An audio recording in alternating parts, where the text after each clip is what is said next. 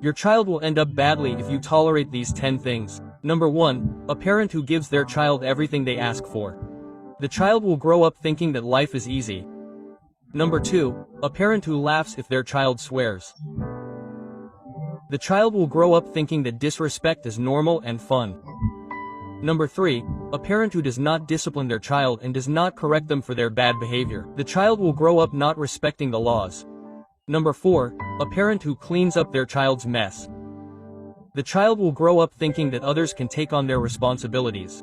Number 5. Parents who let their child watch TV or use their cell phone without establishing rules and schedules. The child will grow up thinking that there are no limits or differences between children and adults. Number 6. Parents who give their children money whenever they want without having earned it. They will think that money is easy, and when they can't get it, they will do whatever it takes to get it. Number 7. A parent who lets their child listen to vulgar music or watch vulgar programs. The child will grow up in a completely distorted reality, where everything bad that is said in these songs and programs will seem normal to them. Number 8. Parents who are always in favor of their children. Regardless of whether they are right or not, the child will grow up without knowing how to deal with frustrations. Number 9. Parents who give their children permission without them having made any effort. The child will live believing that the effort is unnecessary. Number 10. You tell them that you are going to discipline them, but you never do it. The child will grow up thinking that the consequences do not exist. Do not rob your child of the opportunity to grow up correctly. Do not rob them of discipline. Do not rob them of the opportunity to become a functional adult for this society. Educate them as they should be, and I truly advise you to follow these 10 rules. These are 7 things that your teenager needs to know. Number 1. That the doors of your heart will always be open, but the doors of your money will not. Love is unconditional, but financial help has to be earned. Number 2. That if at any point they decide to stop studying, then they also decide to stop depending on you. Independence comes with responsibilities and their own decisions. Number 3. That you will always support them, but you will not solve their problems. Your role is to guide them and not do everything for them. Number 4. That the friends they have will define them as a person, and they are responsible for that decision. The friendships they choose will influence the course of their entire life.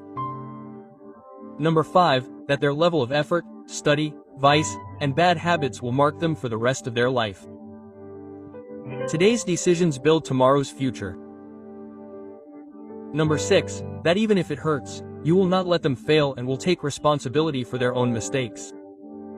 Sometimes the most valuable lessons come from the biggest mistakes. Number 7. That life is very hard and a small mistake can ruin their life and there is no going back. Every action has consequences, and it is important to think before acting. It is good to love them, but never let them abuse that love. Do not let fear or pity prevent you from acting like a father or a mother. Your teenager needs to be clear that they can always count on you, that no matter what happens, you'll always be there.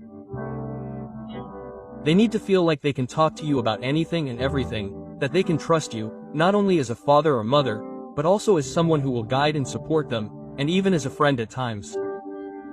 But be careful, that doesn't mean that you have to be solving their life for them or meddling in everything they do.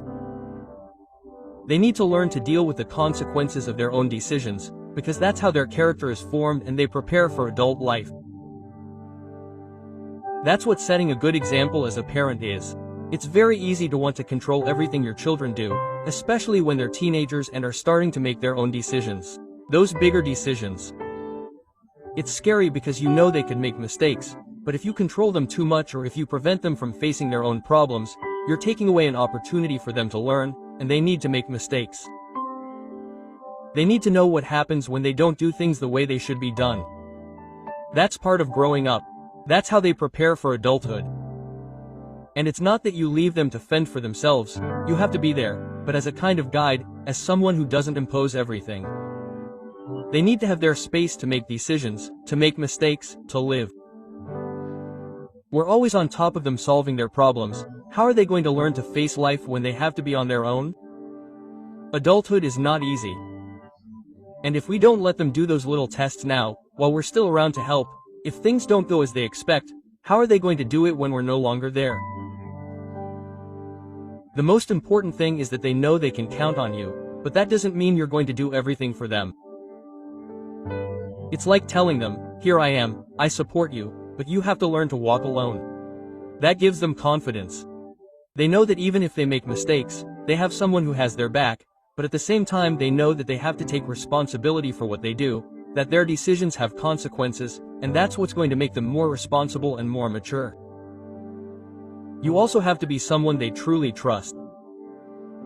You can't expect them to tell you their stuff if they feel like you're going to judge or punish them for everything. They need to feel like they can talk to you without fear, and that's where that balance of being supportive but not controlling comes in. It's not easy, but it's important. If they feel like they can come to you when things aren't going well, they're more likely to make better decisions in the future. But for that to happen, they need to know that they can trust you, not just as an authority figure, but as someone who understands them and is always there for them. It's a complicated process, but it's important to do. Do you know what is currently the